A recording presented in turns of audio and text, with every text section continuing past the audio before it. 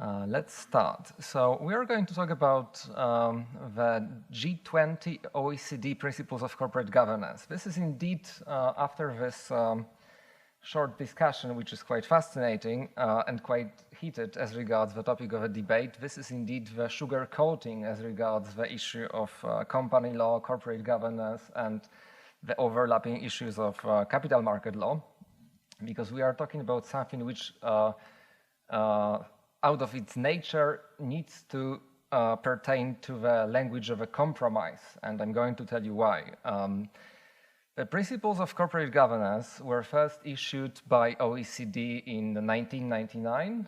That was, perhaps you might remember, that was the time when already the most important code of corporate governance, the Cadbury Code, was in force for 7 years. It was established in 1992, so last year we had 30 years anniversary of the Cadbury Code. It really was the first one which actually started the whole trend in subscribing the rules of corporate governance in companies in different countries in different ways, of course. OECD responded to this global trend with principles which were issued in 1999, and with time they became the international standard of corporate governance. They were then revised in 2004. Perhaps you know that was the result of the Enron scandal on the other side of the Atlantic. In Europe, we also had a few companies that showed the problems with audit, with corporate governance inside the boards, with fraudulent activities. So that was the reason for the first revision of the principles. Then afterwards, the principles were revised again in 2015. This time it was the response to the global financial crisis, and then the issues that were that surfaced at that time, the problems with use of fraudulent and abusive transactions, for example, concerning derivatives and so on. After 2015, the principles got endorsed by G20 leaders, and they also were adopted as one of the standards for sound financial system by the Financial Stability Board. So that was really elevation of the principles to the even higher level, and that made them the global standard for corporate governance. They also became the basis for the World Bank reports for the observance of standards and codes in the area of corporate governance. And therefore, we are talking about something which became the standard of corporate governance per se. However, we have to know that the principles of OECD are not the corporate governance code per se. They are only the guidance, the principles. Therefore, if you are practicing lawyers, for example, I doubt that you ever worked with the text of the code itself. You rather perhaps were working with any type of code of corporate governance, whether this is in the form of statutory or soft law, that was implemented by the national legislator in different forms. And when we look comparatively through the countries, we see that there are different techniques of implementing requirements for corporate governance, whether this is for listed companies, non-listed companies, the financial institutions. This is a very broad regulation nowadays. So this we need to remember that the principles of corporate governance by OECD are addressed to the policymakers, to the regulators. They are also in the dialogue with the supervisors. What is also important, the code or the principles, they focus on the listed companies primarily. So we are talking about the field of capital market, although, as we know already by the experience of more than 2 decades, the inspiration or the radiating effect of the principles also spreads to the non-listed companies in some jurisdictions, which is important as regards the increasing of the standards of corporate governance. Well, we can really say that, that those principles became the international benchmark for policymakers, investors, and corporations and other stakeholders worldwide, and they inspire also changes in the corporate governance rules in different jurisdictions. What we are talking about is corporate governance. Now, we know that. Let's go to the very basic definition. Corporate governance, as defined in the Cadbury report, this is the system by which companies are directed and controlled. The OECD principles call it in a bit different way. Corporate governance involves a set of relationships between a company's management, its board, its shareholders, and other stakeholders. It also provides the structure through which the objectives of the company are set and the means of attaining those objectives and monitoring performance are determined. To that extent, we also need to notice that there is no single model of corporate governance. Indeed, even from the principles as we read them, it's clearly stated that, that there are different models of corporate governance, that the principles do not aim at harmonization of corporate governance across the jurisdictions. Its only aim is actually to set the golden mean, or perhaps the gold standard of corporate governance in given particular system. They should act as a source of inspiration. To tell the truth, when I read the revised version of the Principles of Corporate Governance by G20 OECD, I cannot stop thinking about this passage from the 4 quotes from T.S. Eliot. Time present and time past are both perhaps present in time future, and time future contained in time past. And then, of course, I also think about another saying, may you live in interesting times. Why is it so? This is so because we can really say that from the time that the principles were first issued, 1999, the whole world changed as regards the corporate standards, the financial regulation, the non-financial regulation, the behaviors of market participants, the market themselves, the states, the company laws, and so on and so forth. 1999, it was just about the time of dot-com crash. Then it was Enron, and then there was Parmalat and Ahold in Europe. Then there was a global financial crisis. There was the fall of Lehman Brothers. There was, the too big to fail.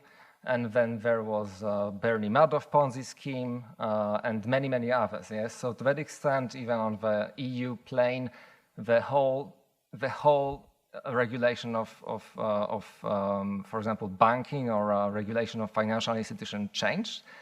We have a very thorough, very deep corporate governance rules for financial institutions, particularly banks, and I already look forward to hearing about that in the next session.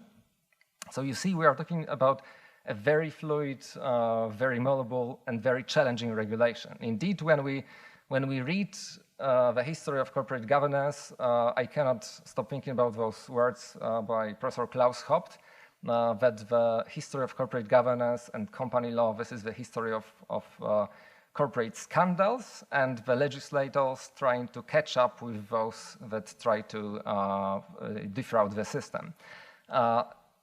And to that extent, principles of corporate governance issued by OECD play a very important role because they set the standard which is aimed to maintaining the sound system. What is the challenge about dealing and working with those principles? We need to keep in mind that they are being adhered to by 53 jurisdictions across the world. These are all G20 countries, OECD members, and Financial Stability Board members, and 4 others, Bulgaria, Croatia, Peru. So we are talking about like a global intersection of the countries. Therefore, there cannot be one standard, for example, in ESG or board composition, gender diversity, and so on and so forth. Why? Because we cannot compare United States with Saudi Arabia, with Ukraine, with United Kingdom, and many, many others. Yes, we cannot compare the advancements of Western Europe or United States with African states or East or Far Asia, which is just booming with capital market. Therefore, again, these are just the set of rules that are directed at legislators, but also they act as inspiration for stock exchanges, supervisors, enforcers on the market, and so on. The current principles cover 6 main areas. This is effective corporate governance framework, the rights and equitable treatment of shareholders, institutional investors, stock markets and intermediaries, the role of stakeholders in corporate governance, disclosure and transparency, the responsibilities of a board. The revision serves the very important aim at allowing corporate governance to adjust to the new reality, to the modern times, especially after the COVID-19 pandemic, which changed a lot in the corporate governance sphere and in the capital markets. And the aim of revision is to strengthen the principles, to make them more in dialogue with the modern times and the modern challenges of the markets. The fact itself of the revision was agreed in November 2021. From 2021 to 2022, there were internal discussions and drafting of the provisions. From 19th September to 21st October 2021, there was a public consultation. The document that was published has 50 pages, so and it's very handily produced in the track changes version, so it's very easy to read and very pleasant indeed. Then actually we are just about to expect the next step in the regulation. In March 2023, the Corporate Governance Committee should continue the discussion on the final version of revisions and approve the final draft. In the second and third quarter of 2023, we are expecting the final stages of procedure and most probably endorsement of the new provisions by the G20 Leaders Summit at the end of the year. Therefore, we might expect the new development in this important corporate governance sphere very soon. Once again, the revision aims at allowing company to manage existing and new challenges, to adjust to the changing expectations for companies, to support governments in providing a regulatory framework that helps companies to adapt their strategies to changing environment and making decisions and investments that enhance enterprise value over the long term. The 10 priority areas were indicated as a subject for the review. This is the management of environmental, social, and governance, therefore ESG risks. At the beginning, it was placed at position number 3 or 4 with the review, but now very quickly it was elevated to the number 1 and the most important change as a talk of the town around the globe, of course. Then another priority area is corporate ownership trends and increased concentration, the growth of new digital technologies and emerging opportunities and risks, the role of institutional investors and stewardship, crisis and risk management, excessive risk-taking in the non-financial corporate sector, the role and rights of debt holders in corporate governance, executive remuneration, the role of board committees, diversity on boards and in senior management. What is also important is that OECD actually dedicates plenty of effort and human power into doing the homework well. Before they started the revision, they actually published a set of very high quality documents presenting the research, which if you are interested in, both from practical or theoretical perspective as regards the structure of particular issue that is being subject to the review, I do recommend that you go for those documents, and therefore I decided to present them to you very quickly. Background documents, one of the most important is the future of corporate governance in capital markets following the COVID-19 crisis. This is the report from June 21. Another document, a very important one, is OECD Corporate Governance Fact Books 2021. There is really everything about the capital markets and corporate governance in 50 jurisdictions from the globe. So a fantastic set of empirical data and plenty of food for thought for the analysts. There were also two documents, the OECD Secretary General's first and then second report from 2022 on the review of the document, on the provision, on the review of the principles. What is also important is that the principles, as they are suggested in the reviewed draft, are being complemented by the OECD guidelines on corporate governance of state-owned enterprises. So there are many other documents which are issued by OECD. One of them was also mentioned in the previous presentation.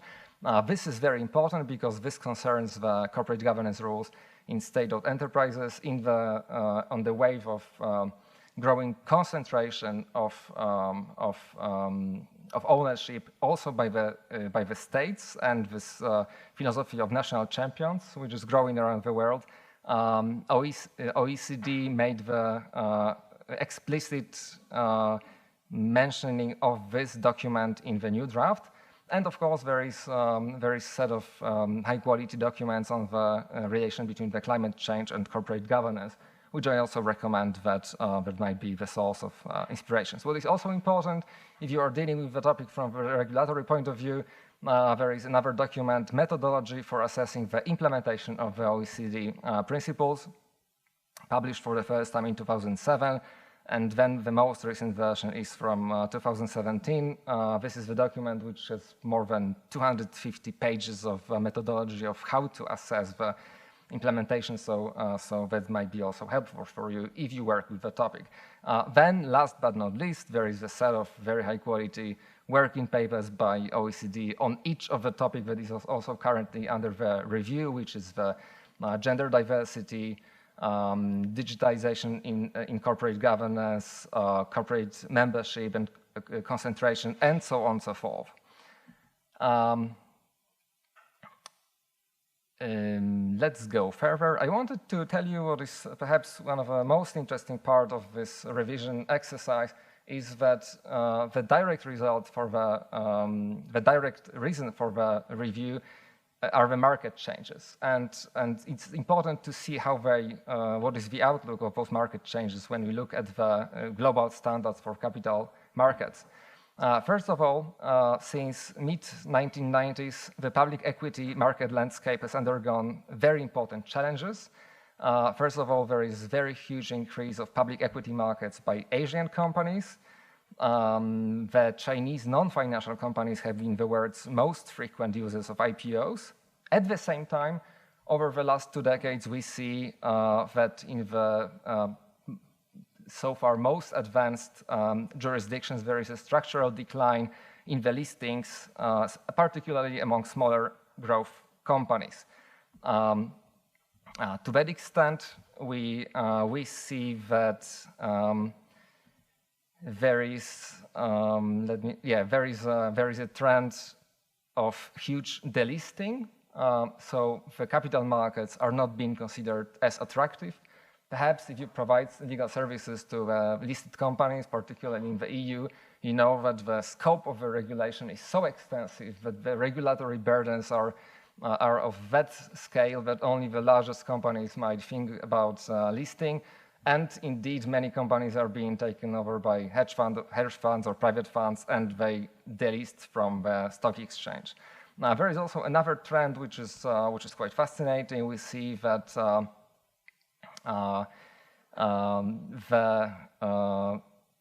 the largest investor category in the world are the institutional investors, and they own those days more than 43% of the global market capitalization. This is a lot.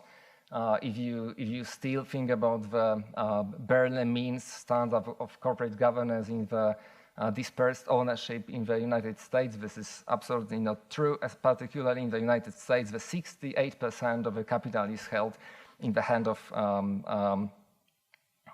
institutional investors. Particularly,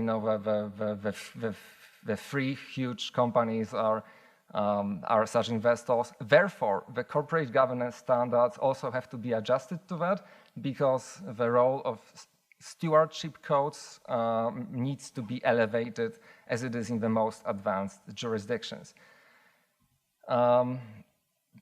There are also important changes to which the principles react as regards the company group structures. There is the dominance of the company group structures. In several other, the governments are becoming a very important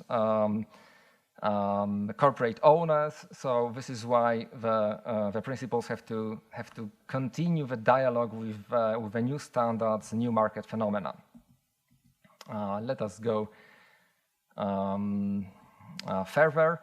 And now I wanted to tell you very briefly what are the most important changes in the particular areas. So as regards the topic number 1, the management of climate change and other ESG risks, there is a huge change because the new chapter, the chapter 6, was added to the principles, and it concerns sustainability and resilience. That was, of course, a huge challenge for the OECD, because it's not easy to write ESG rules or principles that could be with a language that would satisfy all, especially those players like the EU that are very progressive with their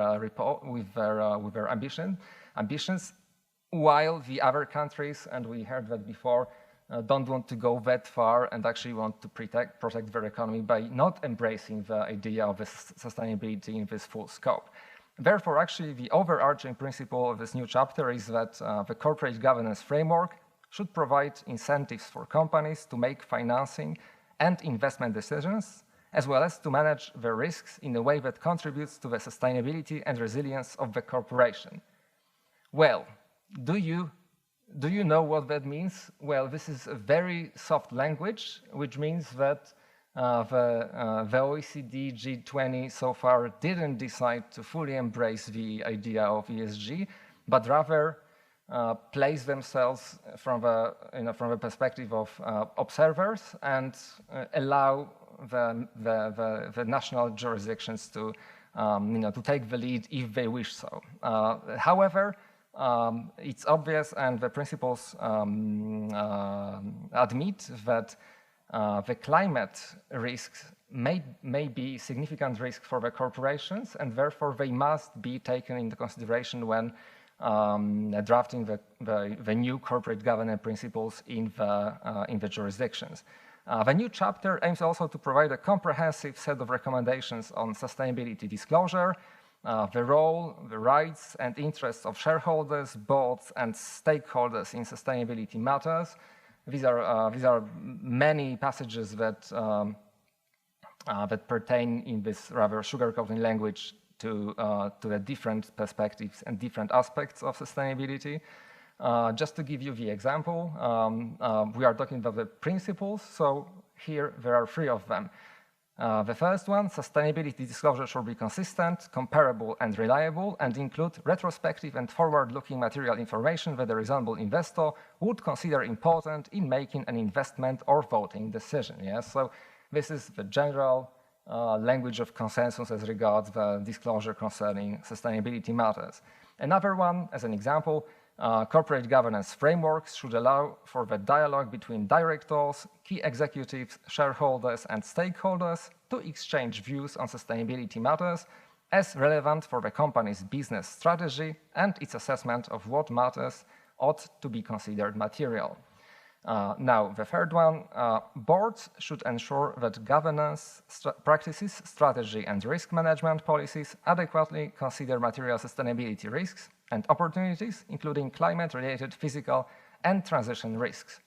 So if you read those principles, you feel the general nature and this perhaps the challenge that the persons drafting of those principles had to measure each word with a proper meaning, with a proper significance. Indeed, it's a fact that because those principles are so closely monitored and read by all the supervisors, regulators, and so on, each word in the revision and in the draft that is being published matter, and they are being very carefully thought over.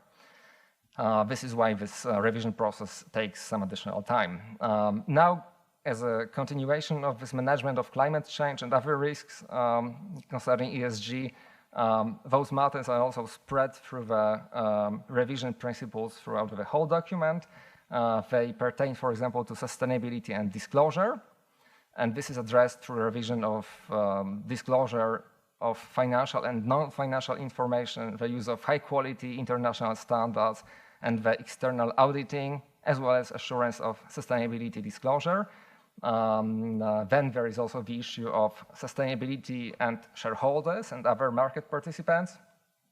This is addressed through the revisions covering, for example, effective participation of shareholders in key corporate governance decisions, including the matters of sustainability, conflicts of interest as regards ESG, for example, the use of ESG indices, data and ratings by institutional investors, for example, vis-a-vis their portfolio allocation process, and the rise of indirect tools for institutional investors connected with those or resulting perhaps from those changes. There is also the issue of sustainability and the boards, and this one is addressed by the new proposed sub-principle on the business judgment rule and through revisions concerning the integrity of the corporation's accounting and reporting system for financial and sustainability disclosure. Another topic concerns corporate ownership trends and increased concentration. Here, the proposed revisions focus on the two issues. These are company groups and related party transactions. To reflect the growing importance of complex group structures, revision propose, for example, the disclosure of corporate structure, the disclosure of corporate control arrangements, the minority shareholders' protection from abusive actions, the integrity of corporate disclosure and reporting on large or complex risks related to company groups. Therefore, actually, you see that this is about tackling the issue of concentrated ownership through the transparency, through the increased disclosure, and through the access to information granted to minority shareholders. The same, we could say, pertains to the related party transactions. There are also additional revisions which address the role of passive and active investment strategies in price discovery, disclosure relevant to share ownership, beneficial ownership, and control of companies. One second. As regards the growth of new digital technologies and emerging opportunities and risks, this is, as we know, the direct result of a COVID pandemic, where companies had to switch to virtual shareholders meetings, and generally the greater use of digital technologies in corporate governance practices have been addressed in several principles or sub-principles of the code. They promote the use of digitization also in the supervision and promotion of corporate governance practices. The draft addresses virtual and hybrid shareholder meetings and related issues. This is the general concept, but of course we can go into the detail because the devil always lies in detail as regards the use of virtual meetings by the companies. But this is also the issue of digital security risks. The duty of the boards to take those risks into consideration, the duty of the boards perhaps also to establish the committees which might be dealing with digital risks, and so on and so forth. And there is also the principle which concerns the board responsibility on digitalization and particular risks vis-a-vis the functioning of the board in that scope.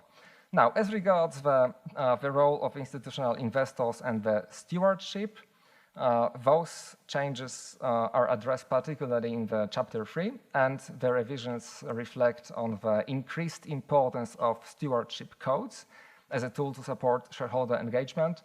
In several advanced jurisdictions, the stewardship codes have been implemented already several years ago, and with success they guide, they lead the role of institutional investors. However, this phenomenon hasn't been followed by many other jurisdictions, and therefore here the principles take the lead and implement interesting and important standard.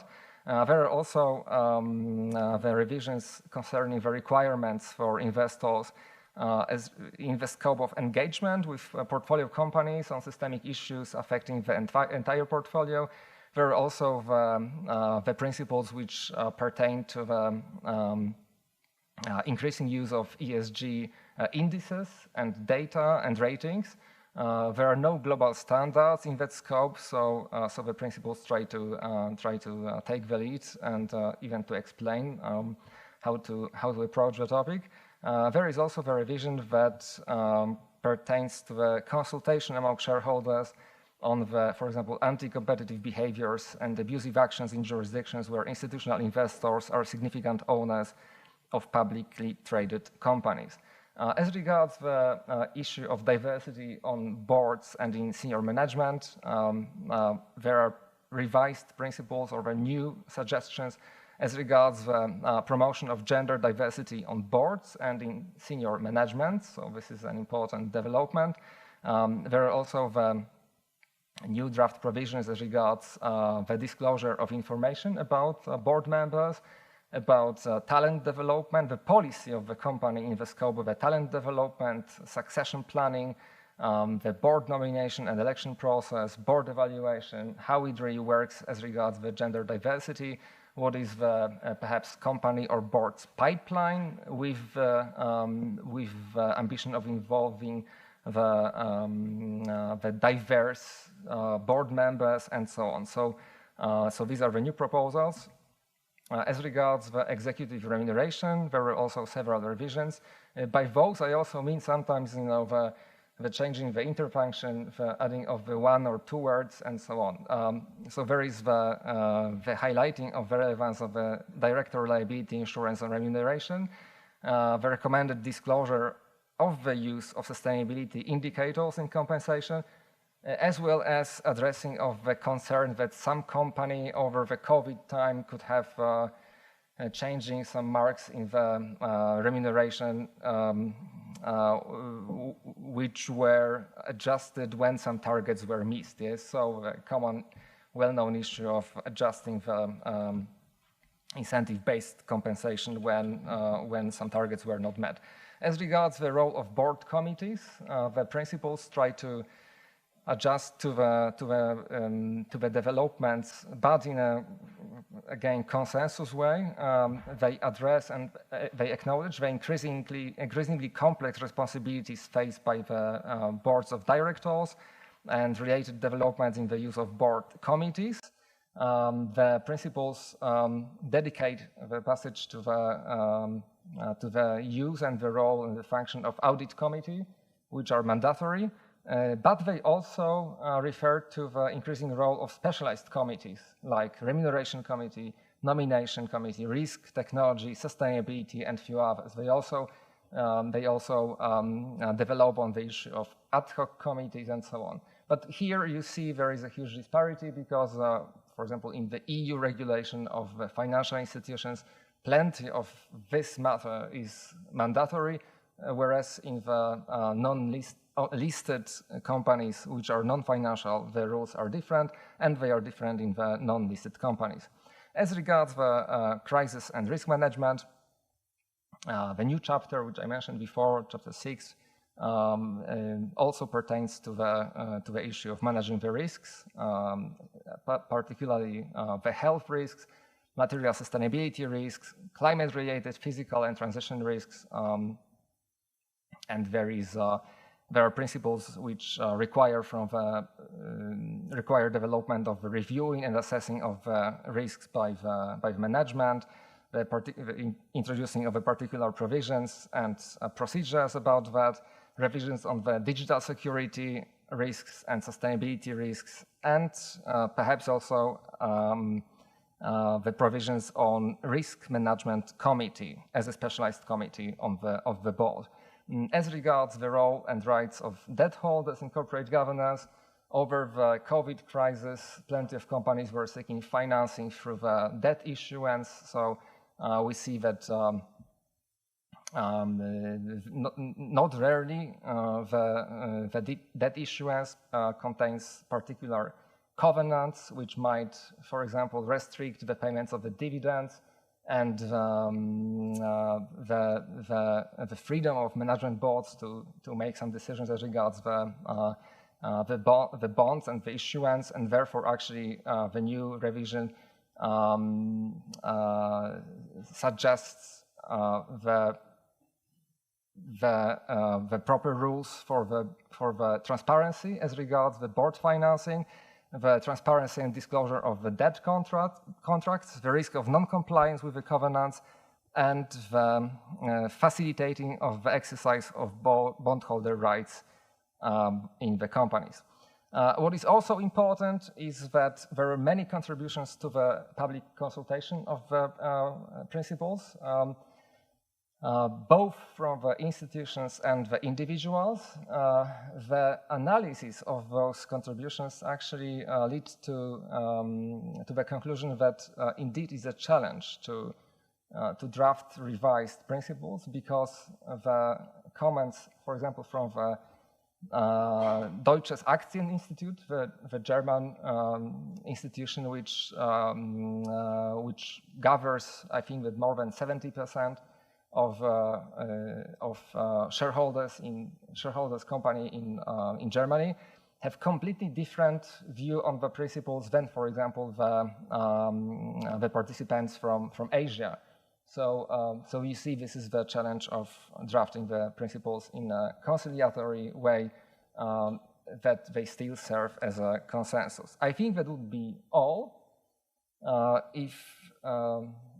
Because I think I already covered my time, or even transgressed a bit. So thank you very much.